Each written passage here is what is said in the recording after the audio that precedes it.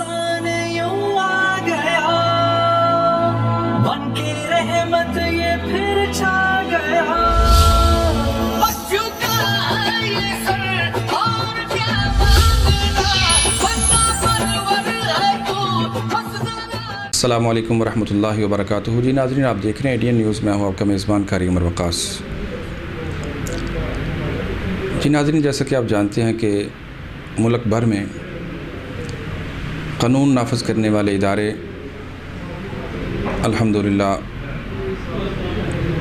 पाकिस्तान के मार्ज़ वजूद में आने से लेके अब तक और अब से लेके इंशाअल्लाह ता क़यामत अपनी खिदमत सर अंजाम दे रहे हैं। दो चार के नाम से है दुनिया वाकिफ़, न जाने गुमनाम कितने हैं। मेरी मुराद, मैं आज उस डिपार्टमेंट की बात करने जा रहा हूँ जिसको वकला के नाम से लोग जानते हैं। बार कौंसल, मुख्तलिफ़ अदालतें, मुख्तलिफ़ सेशन मुल्क भर में अल्हम्दुलिल्लाह मौजूद हैं। समड़ियाल तहसील की बार की बुनियाद रखने वाले, उसकी सरपरस्ती करने वाले, दो टेनोर की सदारत करने वाले सीनियर लॉयर इस वक्त मेरे साथ मौजूद हैं। मेरी मुराद राना कैसर अख्तर। आइए हम उनसे जानते हैं कि जब से उन्होंने वकालत को शुरू किया है उस वक़्त से लेके अब तक अपने शोबे से किस हद तक वो मुतमईन हैं कि मैंने जिसका इंतखाब किया है अल्हम्दुलिल्लाह मैं उससे बिल्कुल जो चाहता था कि अपनी गरीब, लाचार, मजबूर, मकसूर, मफ़कूर अवाम जो किसी भी मुसीबत में, किसी भी आजमाइश में, किसी भी गलती से किसी कानून के शिकंजे में आ जाए तो मैं उसकी हेल्प कर सकूं। चूँकि बहसीयत मोमिन और मुस्लिम हर एक का शेवा होता है, उसकी एक कोशिश होती है कि मैं अपने भाई की मदद कर सकूं, उसकी वकालत कर सकूं, उसकी तर्जमानी कर सकूं। ये हर एक का काम है।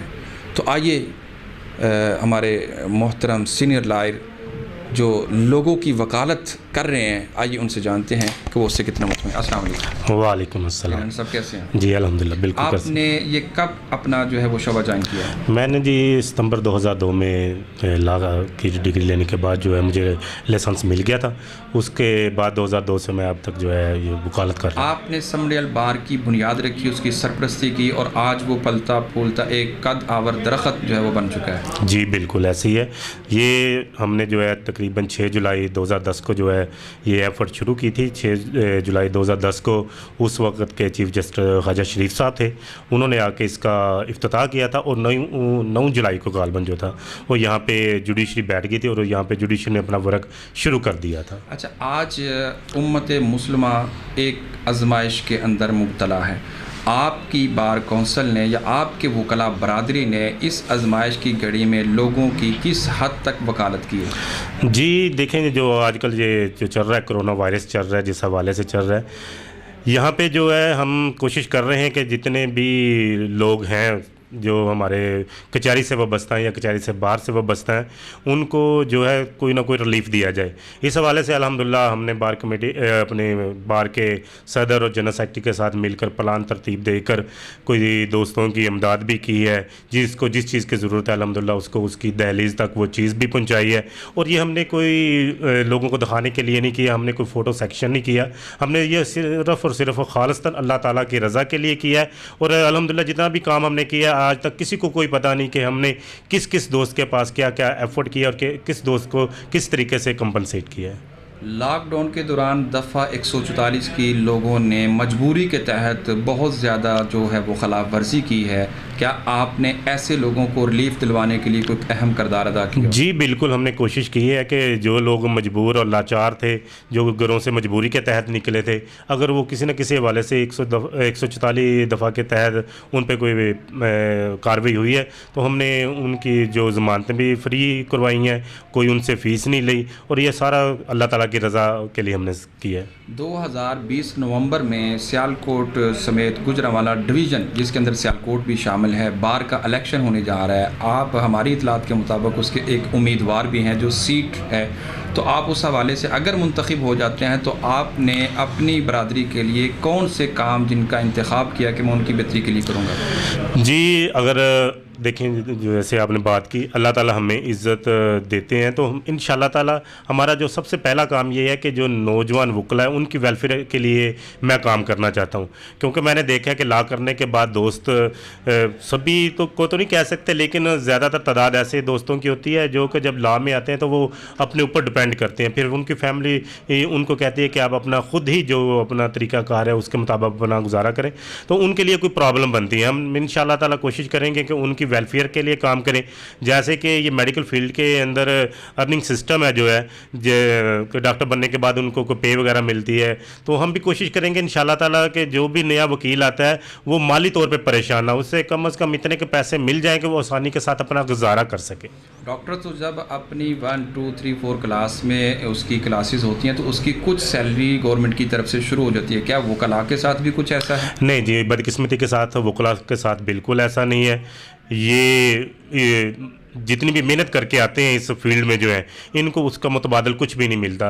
आपको स्टार्ट में जो है, जैसा कि मैंने आगे भी पहले भी अर्ज़ किया कि इनको कोई ना कोई आमदन का ज़रिया होना चाहिए, लेकिन बदकिस्मती के साथ कोई भी आमदन का ज़रिया नहीं है। नौजवान वकला के लिए बहुत ज़्यादा प्रॉब्लम है इसमें। आप बाहर की सीट के उम्मीदवार हैं, अल्हम्दुलिल्लाह उससे पहले भी उम्मीद के जो सीट के जो मुंतखब कह लें मेंबर्स हैं, उनकी कारकर्दगी से आप किस हद तक मुतमईन हैं? जी, मैं तो उनकी कारकर्दगी से बिल्कुल 1% भी नहीं मुतमिन।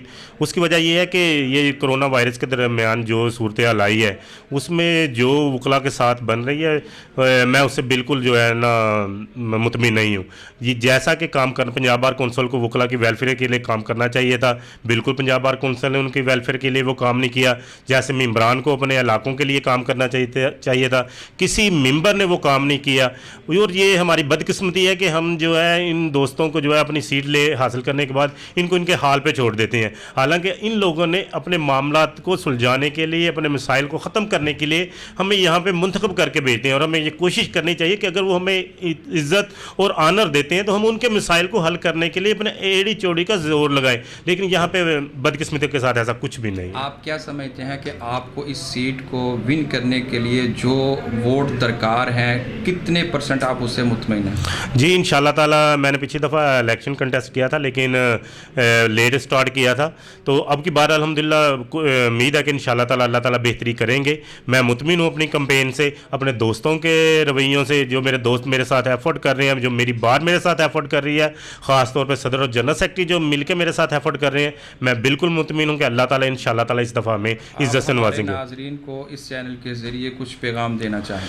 जी, मेरी यही है कि आप सभी जहाँ पर भी हैं, जो लोग मसाइल का शिकार हैं, उनकी मदद करें। कोरोना वायरस के दौर में जो है, जो ज़रूरतमंद हैं उनकी इमदाद करें, और उनकी जो खुददारी है उस पर आँच ना आने दें।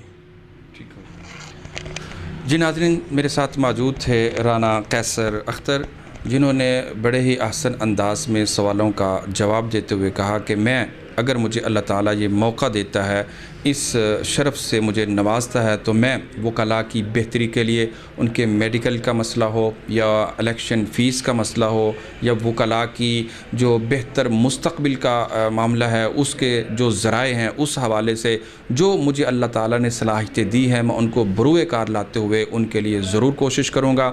और मेरे एक सवाल के जवाब पर उन्होंने जो है बड़े बरमला अंदाज में कहा कि मौजूदा जो इस सीट के ऊपर पराजमान हैं, जो लोग मेंबर्स हैं, उन्होंने बदकिस्मती के साथ वकला की बेहतरी के लिए, फ़लाह और बहबूद के लिए किसी भी मुश्किल और आसानी की घड़ी के अंदर उनके लिए कुछ भी नहीं कर पाए। वजह रीज़न क्या है, ये वही जवाब दे सकते हैं। लेकिन उन्होंने इस उम्मीद पर जो है बात करते हुए कहा कि अगर हमें ये मौका मिलता है, जिसके ऊपर वो काफ़ी हद तक मुतमईन है कि सदर बार और जनरल सेक्रेटरी बार और दीगर वकला की टीम उनको काफ़ी सपोर्ट कर रही है, और वो मुतमिन है कि नवंबर 2020 के अंदर होने वाला इलेक्शन उसको मैं इंशाल्लाह विन करूँगा। हमारी भी दुआ है जो ऐसे लोग हैं, जो ऐसे नौजवान हैं, जो ऐसे बेलौस काम करने वाले हैं, जो लोगों की फलाह और बहबूद के लिए अपने आप को पेश करने वाले हैं, ऐसे लोगों को ज़रूर आगे आना चाहिए, मौका मिलना चाहिए ताकि इस मैदान के अंदर हर एक की सलाहियतों को देखा जा सके और दावों और वादों को परखा जा सके। इंशाल्लाह नए प्रोग्राम में नए मेहमान के साथ आपसे जल्द करेंगे मुलाकात। मेरे कैमरामैन उस्मान अली के साथ मुझे दीजिए इजाज़त। देखते रहिए ADN न्यूज़। मज़ीद ख़बरों, तबसरों और तज्ज़ियों के लिए हमारी वेबसाइट www.ednpk.tv विज़िट कीजिए। अल्लाह हाफ़िज़।